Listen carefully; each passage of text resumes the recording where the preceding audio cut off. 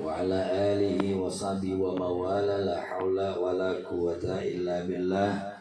Subhanaka la ilma lana illa ma 'allamtana innaka antal alimul hakim. Rabbi shrah li sadri wa yassir li amri wahlul 'uqdatam min lisani yafqahu qawli. Ilahi anta maksudi wa ridhaka matlubi atini mahabbatak wa ma'rifatak.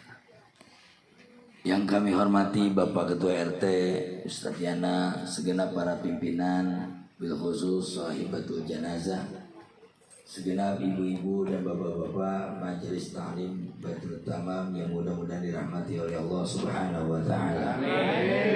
Alhamdulillah kita berkumpul dalam dua kebahagiaan. Bahagia hadir di majelis ilmu, bahagia menggembirakan orang yang kena musibah. Jadi hari ini kita dapat dua pahala, ngaji juga, gembirain orang yang dapat musibah, nemenin.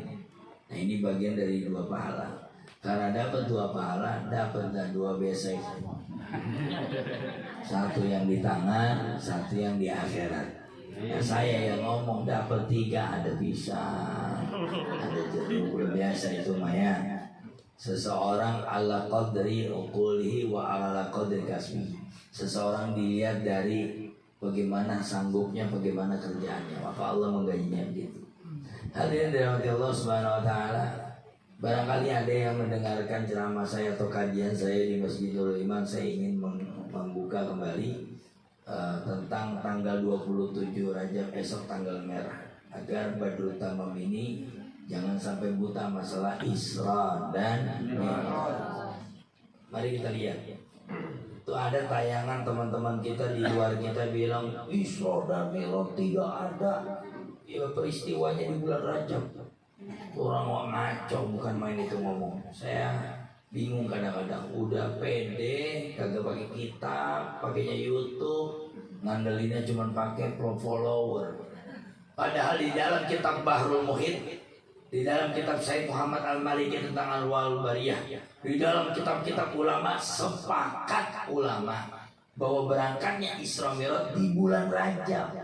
Yang meriwayatkan Siti Aisyah. Kenapa? Siti Aisyah itu adalah istrinya Nabi Muhammad. Emang yang lebih tahu yang Nabi Muhammad istrinya apa ente? Ente orang mana sih jadi so tau banget? Ente orang Madinah, ente orang Makkah, lah orang Purworejo. Karena kita jadi so tau, jangan ikut-ikutan. Saya pengen menguatkan. Ingat peristiwa Isra Mi'raj di bulan Rajab yang meriwayatkan Siti Aisyah bahwa Rasulullah SAW berangkat Isra Mi'raj yaitu 2 tahun sebelum hijrah. Berarti kalau beliau nongkrong di Mekah 13 tahun, yaitu tahun ke-11 kenabian. Ada yang mengatakan tahun ke-8 kenabian. Singkatnya beliau berangkat Isra Mi'raj itu karena 2 hal. Satu, linuriyahu min ayatina, untuk kami tampakkan kebesaran kami. Kenapa? Biasanya orang kalau udah mulai kendor semangat dikasih dorongan support. Nah Rasulullah sempat kendor semangat karena orang tercintanya meninggal dunia. Siapa? Siti Khadijah. Tidak ada wanita yang paling dicintai Nabi dan belum ada poligami sebelum Nabi Muhammad ditinggal Siti Khadijah. Catat, seluruh anak keturunan Nabi Muhammad itu dari Khadijah kecuali satu, Ibrahim. Itu dari Mariatul Qibtiyah. Putra putri Nabi ada 7 orang, 3 laki-laki, ikut aja maka baca, 4 perempuan. Pertama Qasim, Abdullah, Ibrahim, terus Zainab, Ruqayyah, Ummu Kulsum. Tuh kalau Pak Udin bilang Astuti. Ini biar gak ngantuk ini. Ya, saya ngantuk banget sebetulnya dari subuh. Terus tadi ke Villa Nusa Indah, jualan lagi. Alhamdulillah, yang penting sekarang sehat walafiat aja dulu ya kan. Jadi Nabi Muhammad itu ditinggal Siti Khadijah. Sedih, selayaknya manusia. Kalau dikatakan cengeng amat Nabi Muhammad, justru disitulah fitrahnya. Setiap orang yang meninggal dunia pasti nangis, itu fitrah. Jangan dibilang begini, itu usap air mata kalau kena jenazah diazab. Mana ada dalilnya? Justru biarkan air mata mengalir, itu tanda kamu fitrah. Ditinggal suami mengalir air mata, ditinggal istri ngalir air mata kita. Ada aki-aki yang bininya meninggal, rokok las, kata bayar dibosan lagi Jadi tinggal meninggal wayangnya boleh, yang nggak boleh niat. Apa itu ya? Bapak, nggak boleh, haram tuh. Dalam Islam itu nggak boleh. Itu dipertontonkan oleh saudara kita yang Nasrani waktu coba Panjaitan ya, ditembak papi, kemudian darahnya dilap ke mukanya dalam PKI itu, ya. Itu kan saksi itu boleh nggak dalam Islam? Nggak boleh. Dalam Islam, ya sesungguhkan kecil lah. Itu ada sepreman-premannya orang kalau babanya meninggal nunduk juga Pak. Ya, nunduk, menetes juga walaupun setato-tatonya sebangor-bangor dia nongkrong di depan. Begitu babanya meninggal, dia mesti nunduk juga. Dia mesti takut juga sama sebuah kematian. Akhirnya dia teringat, dulu kecil dipanggil si Mamat, berangkat sekolah dianterin ayah. Sewaktu kecil ditimang-timang, disayang.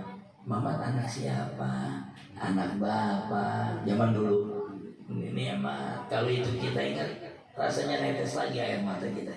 Bagaimana ayah kita itu, ya Allah sayang banget sama kita. Ketika kita buang air, kagak pernah emak kita bilang bau. Lempengan emak kita, orang tua kita udah pakai pampers, kita bilang apa? Wah, bau banget deh. Ya Allah, gua nggak sanggup panggil adik bontotnya. Lu rawat di mak dulu. Kita gimana? Tengah malam kita mau neteh, ditetein, betul nggak? Mana berebut sama babanya lagi. Ini tayangan siaran langsung kayak gini ya? Enggak kan? Enggak, saya khawatir siaran langsung. Lah, kena Islam itu indah, habis saya. Wow, jorok banget orangnya. Bukan, memang benar nggak? Ya, betul katanya. Berebut, benar. Akhirnya Siti Khadijah, saya kembali ke Islam ya Pak. Begitu Siti Khadijah lagi meninggal, ditambah pamannya lagi Abu Thalib. Abu Thalib ini nggak Islam, itu yang bikin sedih Nabi Muhammad. Sampai Rasulullah bilang, ya paman, wahai ayah Ami, kul asyhadu alla, nggak bisa. Nah kemudian turun ayatnya, innaka la tahdi man ahbabta walakin Allah yahdi man yasha. Muhammad, bukan kamu yang ngasih hidayah, aku, kata Allah. Ini menandakan sayangnya Nabi kepada Abu Thalib, lempengan hidayah bukan dia. Jadi jangan di kiai, jadi habib, jadi ustaz, jangan sok ngasih hidayah. Kita cuma nyampein orang dapat hidayah, alhamdulillah. Bu. Makanya kalau orang dapat hidayah jangan nyinyiri. Ada orang baru ngaji, jangan dikata tumben.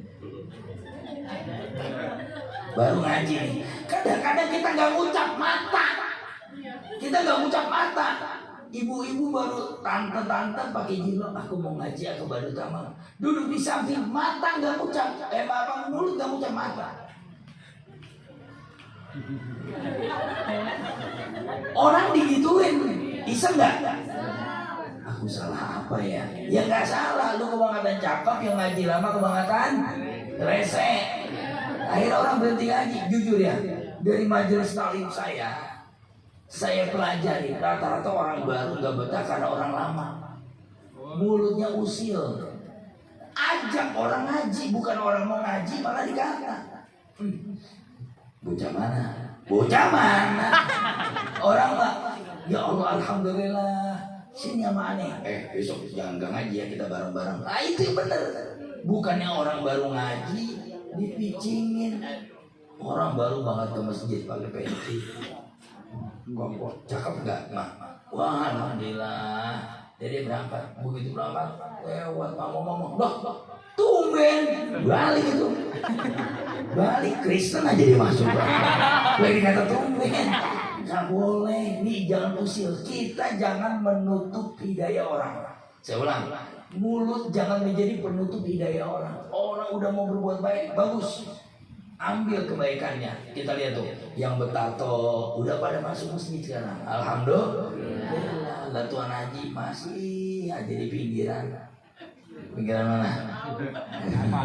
Mana pakai peci, mana gak dapat peci dari begini sampai melengsong begini.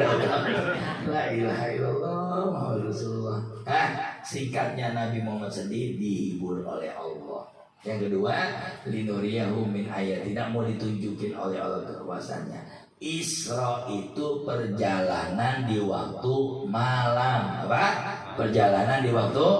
Jadi perjalanan duniawi antara Masjidil Haram ke Masjidil Aqsa namanya Isra. Dalam bahasa Arab Isra itu perjalanan di waktu malam. Jadi kalau Pak RT malam-malam jalan ke sono kemari ke sono, itu dalam bahasa Arab ronda. Ya udah jadi Isra. Baru belajar bahasa Arab. Jadi ya kalau Pak RT ke sono kemari namanya ronda. Wah, Masya Allah itu kayaknya Isra. Jadi Masjidil Haram ke Masjidil Aqsa ditempuh dalam semalaman, itu nggak mungkin. Sekenceng-kencengnya Shinkansen, sekenceng-kencengnya kereta Wush, itu nggak bakal tempuh dalam selama. Sekarang bisa. Sini Bandung 40 menit. Ya, sini Bandung 40 menit naik bus dari sini nih. 210.000 apa berapa tuh? 300-an lah ya. Set kita bayar. Berangkat tuh, beresin koper, balas WA, colok WA, baru rebahan nyampe Bandung. Saking cepatnya tuh. Dari tadi saya ngomong udah nyampe Bandung nih. Dulu kan belum ada itu teknologi. Makanya sulit mendeskripsikan. Kalau bahasa Inggris tuh, mendeskripsikan kepada otak manusia, menggambarkan. Kira-kira bagaimana nih caranya Rasulullah gambarin saya barusan Isra Mi'raj. Repot sama orang jahiliyah, belum punya apa-apa kecuali kuda. Yang paling cepat kuda. Andai kata dia harus ke Al-Aqsa Palestina ditempuh 2 bulan. Nah ini semalaman. Maka kata Asra itu adalah diperjalankan. Maha suci Allah yang memperjalankan. Jadi bukan maunya Nabi, maunya Allah. Kalau udah maunya Allah beres gak? Kalau udah maunya Allah beres gak? Kata Allah pun itu maunya Allah, bukan maunya kita. Itu cuma usaha. Saya tadi katanya Pak Fadil besok mau meresmikan ya. Yang minta habis maghrib itu saya malam itu ada 3. Makanya Pak gimana ya Pak? Ya udah dah habis maghrib. Jadi nyun sewu minta maaf, sebetulnya lagi habis isya. Cuman saya udah banyak acara, saya berkali kok tanggal itu, dan paginya saya mesti ke Bandung. Makanya Pak Fadil, nah saya bilang Pak Fadil ini dapat kun fayakunnya Allah. Dulu gerek-gerek gerobak ya pada Madura umumnya. Ini ceritanya waktu itu Pak Ustaz, coba lihat di Facebook ada foto saya masih miskin. Nah makanya saya katakan kalau dapat kun fayakunnya Allah bersyukur gitu. Bagi Allah segalanya mudah. Dulu gerek-gerek gerobak ya, sekarang udah buka toko, sekarang udah jadi orang kaya. Itu kun fayakunnya Allah. Dulu kita belum apa-apa, tiba-tiba jadi apa-apa. Kalau dulu saya belum apa-apa, tiba-tiba jadi apa-apa, itu semua bukan hebat kita. Kun fayakun, maunya Allah. Jadi nggak boleh tuh kayak begini nih. Gue mau miskin aja, ya miskin terus. Karena menganggap dirimu segalanya. Ingat, yang membuat kita kaya atau miskin itu bukan kita, itu Allah. Kalau memang jadi hidup miskin, bangga jadi hidup miskin, karena saya nggak pernah ngeluh. Kalau memang jadi orang kaya juga bangga jadi orang kaya, karena saya nggak pelit. Orang kaya yang pelit, orang mati kagak ada yang mau nyelawat, betul nggak? Kagak pelit, mana itu dia? Mana? Bang, ono Pak Haji Anu meninggal, Pak Haji yang pelit dia, ogah. Ada begitu. Orang pelit matinya kagak ditangisin. Jadi kaya bukan soal kayanya, tapi berbaginya. Yang keren udah miskin berbagi. Kalau kaya berbagi, seperti Pak Fadil, dia berbagi, itu hal yang wajar. Masih ada saldonya. Lah, kalau kayak Pak Yana berbagi, coba keluarin jeruk 3 kilo, apa besok nyarang? Nasi udah beli, amplop pego. Ya jeruk 3 kilo udah 75.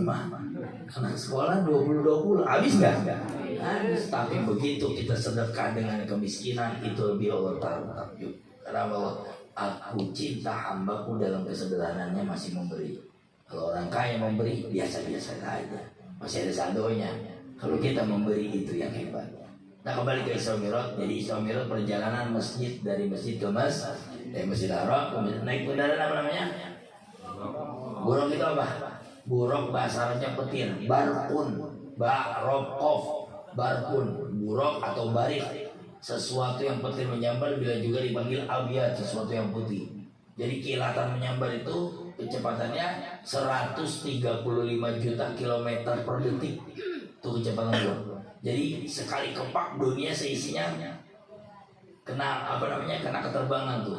Kalau dulu film waktu saya masih SD yang The Flash, ingat The Flash, lari kenceng banget kayak geledek, buas ya. Zaman dulu Wonder Woman, Satria Wajah Hitam, debu-debu intan, ya kagak ngerasain ente enggak? Nih yang ini ngerasain nih.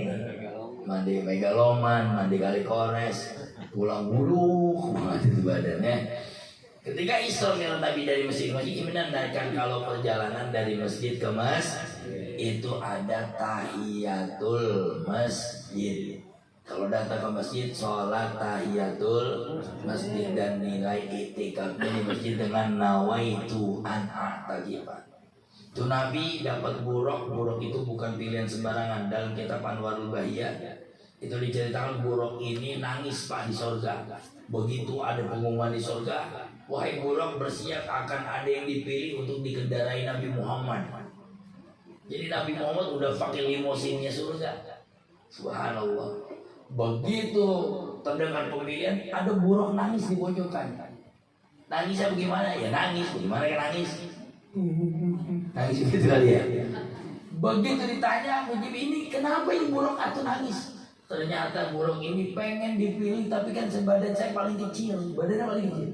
Buruk itu kepalanya manusia, 2 sayap, badannya seperti kuda, nggak boleh diilustrasi, dipikirin aja. Itu riwayat dari Nabi Muhammad. Jadi kepalanya manusia, badannya kuda, pakai 2 sayap. Jadi kata kayak kuda poni, kuda sembrani, kuda ini, apalagi kuda delman yang mangap, bulu yang netes bulu ludahnya ya. Ini kuda bukan sembarang kuda surgawi, dan itu kendaraan kita insya Allah. Kalau sekarang bapak-bapak bertanya-tanya, insya Allah nanti habis meninggal mudah-mudahan masuk surga, itulah kendaraan kita. Begitu buruk ini nangis, ditanya kenapa kamu nangis? Saya nangis, saya pengen dipilih, pengen pundaknya didudukin manusia paling mulia dunia dan akhirat, Sayyidina Muhammad. Akhirnya apa yang kau persembahkan wahai buruk? Ternyata buruk ini bersolawat kepada Nabi Muhammad sebanyak dia sanggup. Akhirnya Allah memilih buruk ini untuk berangkat. Girang buruknya bukan main. Dalam riwayat buruknya itu ketika ditambatkan di Masjidil Aqsa, buruknya itu goyang. Sehingga diomelin sama malaikat Jibril, diam, jangan kegirangan. Karena Rasulullah kegoyangan begitu. Subhanallah. Begitu sampai di Masjidil Aqsa, beliau mengimami 70.000 lebih malaikat Masjidil Aqsa. Makanya sholat terbaik Masjidil Haram 100.000 pahala, Masjid Nabawi 50.000 pahala, Masjidil Aqsa 1.000 pahala, 100 pahala.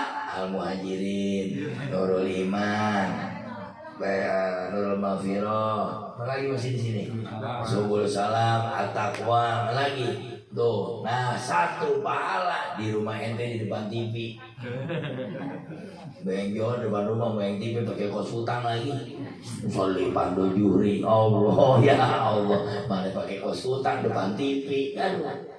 Ini tidur ngangkang lagi, Allah pas kurupullah itu apaan itu yang nggak mau, makanya nggak sah jadinya. Sah secara sholatnya, nggak sah dapat pahalanya. Emang enak sholat kagak sah pahalanya ya? Nah, berangkat Nabi Muhammad dari Masjidil Aqsa langsung naik ke 7 lapis langit. Di setiap tingkatan langit ketemu para nabi. Itu gunanya apa? Allah mengenalkan nabi dari Adam, Ibrahim, Isa, dikasih tahu. Untuk apa? Untuk memberitahu umat, Muhammad, kamu gak tinggal di Mekah sendirian. Muhammad, kamu gak jagoan sendirian di Mekah. Ada pendahulu-pendahulumu, yaitu siapa? Adam, Ibrahim. Maksudnya apa? Orang Bulak Baru Indah. Ini Bulak Baru apa namanya? Bulak Baru Indah. Jangan sok kamu jadi orang Islam, ada guru-guru kamu, ada guru-guru yang nyambung ke guru sampai para wali yang 7, sampai para wali Songo, sampai raja-raja Islam, dari raja Islam sampai pedagang dari Gujarat, dari India, naik lagi dari Yaman, dari Nabi Muhammad Sallallahu Alaihi. Hargai para wali, jangan sok kita itu datang menjadi orang Islam gak ujung-ujung dari lahir, betul? Pasti ada pendahulunya. Hargai guru-gurumu, hargai para orang tua terdahulu. Sebagaimana Nabi Muhammad, tuh ada Isa, tuh ada Ibrahim, dikenali nama senior-seniornya. Agama yang benar, yang gak putus dari Nabi Adam sampai akhirat, tuh agama yang benar. Tidak putus dia. Kalau Isa alaihissalam pengikutnya putus, makanya jadi Kristen sekarang, karena tidak beriman dengan Nabi Muhammad. Sama